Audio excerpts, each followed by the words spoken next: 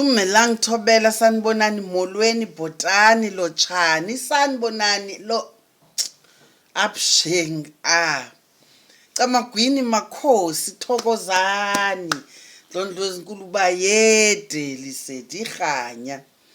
Guys, I've just been disturbed, you know. For consultations, I always say, please wait for me to give you an appointment. You understand?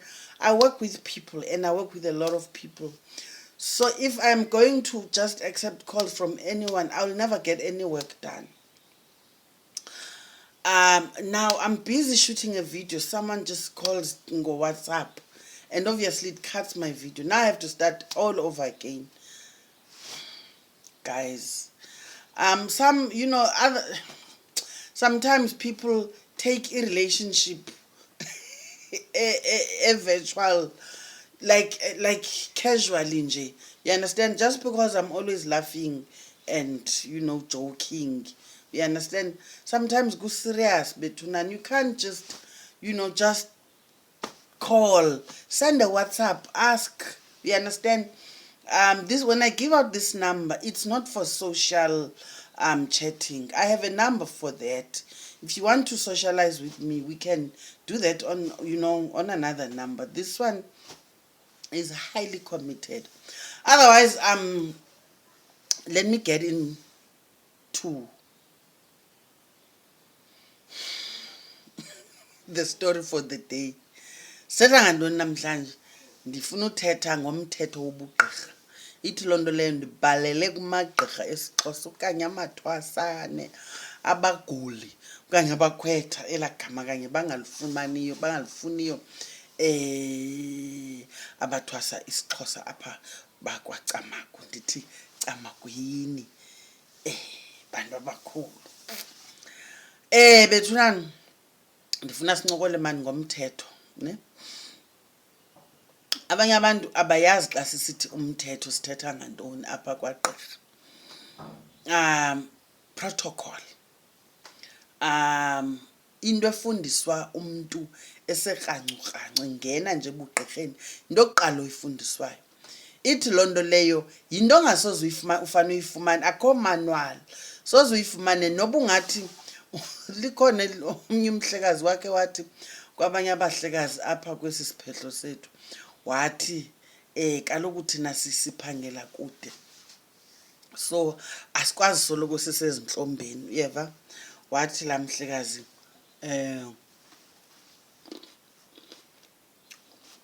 nibo videorizer xa nisezintlombeni so that nathi sizofunda nisithumelele.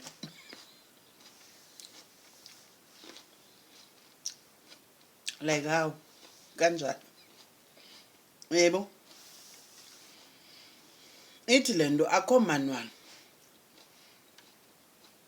Ifana nale concept ithi mna abantu basekhaya abafuni ndithwase phansi komuntu, abafuni ndibe phantsi kwegqirha, bandithwasise emathongweni, uqhathwe ligqirha ubuyoconsulta lithi bakugqibile abantu bakokweni incinci into eshotayo kuwe, kufuneka uthweni na, kuthiwe kufuneka wenzelwe nje amasiko obugqirha. The question is, what if wena olwakho ubizo is actually to mentor abanye abaguli? You understand? Spiritual mentorship. Wena uzothwasisa njani ungakhange uthwasiswe wena? Uyayiva? Angeke uthwasise ugqitywe ethongweni. It's impossible. It is impossible. What happens ethongweni, asifanani, ne? Some of us, uyakwazi ukuvulwa your third eye, your spiritual eye, livulwe ngabantu bakokweni ethongweni. Sorry, don't have a tissue.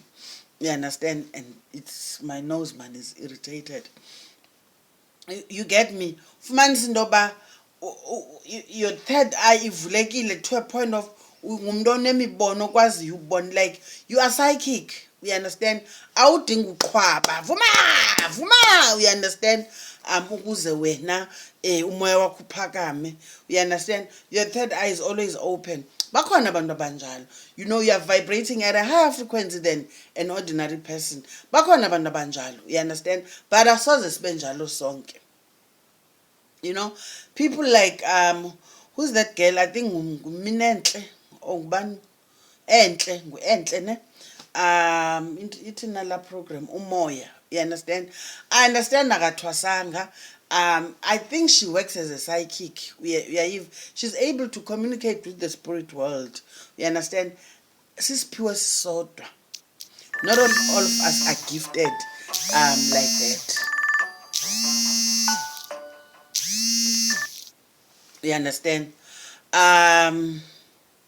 Some of us, unfortunately, njengoba ithongo lisitsho ubuthonga isikolo, thongo usoloko ulate, soloko ufuna kuphinde iclass, when you know that you passed your matric with flying colors, you had distinctions. Sisikolo sesiphehlo, it's a different kind of school. Omnye umntwana ke ngokafumanisa into yoba akakwazi uzithoba because yena une-MBA zakhe, une-PhD yakhe. Njani ke ngoku azoyoguqela uNonkwenkwezi ongenayo no-grade 12? Uzawuphoswa zizinto usalibele impakamo, uyayiva? I had to umzekelo mna elami ithongo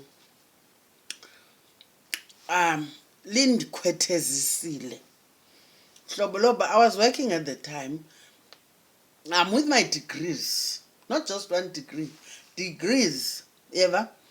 But ithongo landikhomba egqirheni elingena matric for that matter, uyayiva? But all you need to do is to just humble yourself. Ufunde konke okufuneka ukufundile kulaa mntu,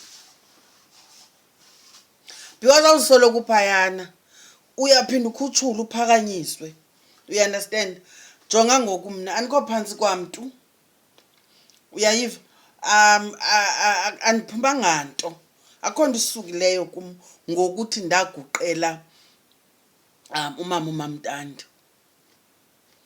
Akho nto isukileyo kum ngokuthi ndiphehlelelwe ndibe kwibhekile ngutata ukhwalo. NdisenguNonkwenkwezi, ndisengukhanya. I still have my degrees, azisukanga zokuthwanga.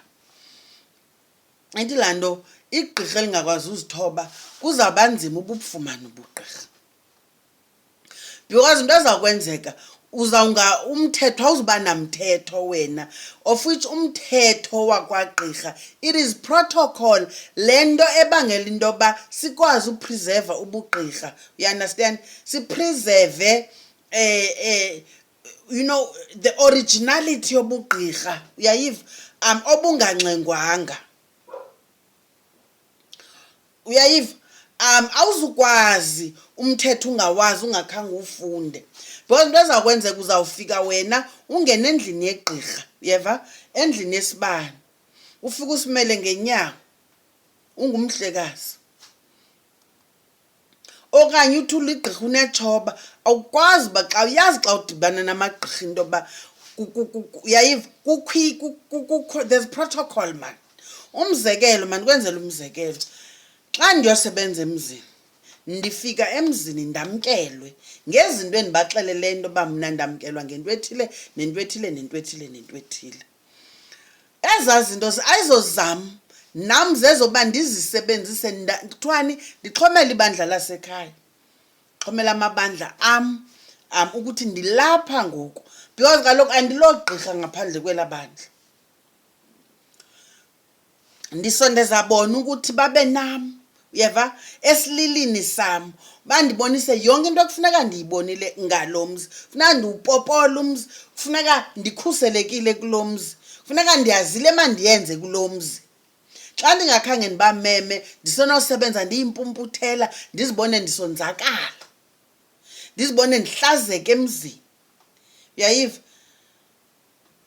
Bangakwazi nondihlebela into bayizukhala laa nkomo ngenxa inoba umama lapho wenze oku noku noku noku noku, mhlawumbi uyathakatha. Kodwa into yoba ubana ngaba ndibabizile abantu basekhaya, into ezinjalo zizawukhawuleza zindivelele, ndiyazi into yoba mandithini uphumela. So esililini sam andihambi ndedwa, ndihamba nabantu basekhaya. Xa ungena ke ngokwendlini yesibane, hlonipha kaloku umthetho utsho. Igqirha malingene lizazi, masikwazi into obundawo napha ebugqirheni kwakho sizoyazi basawubeka ndawo. Ubungumhlekazi sikubeke phakathi kwabahlekazi. Ukuba ulitshoba masisazi isilimela sakho, siyazi into yoba undawoni kule dress njengoba sihleli.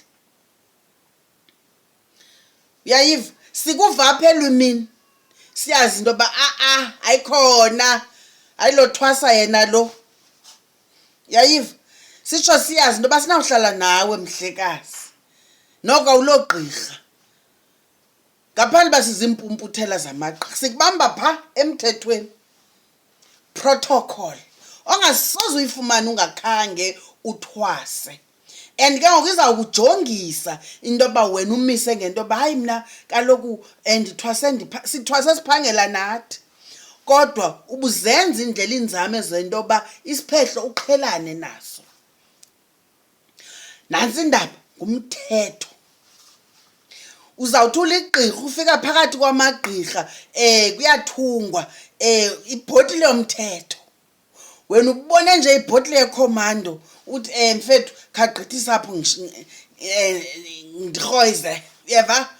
Sikubukele sithule sithi xwaka singamagqirha.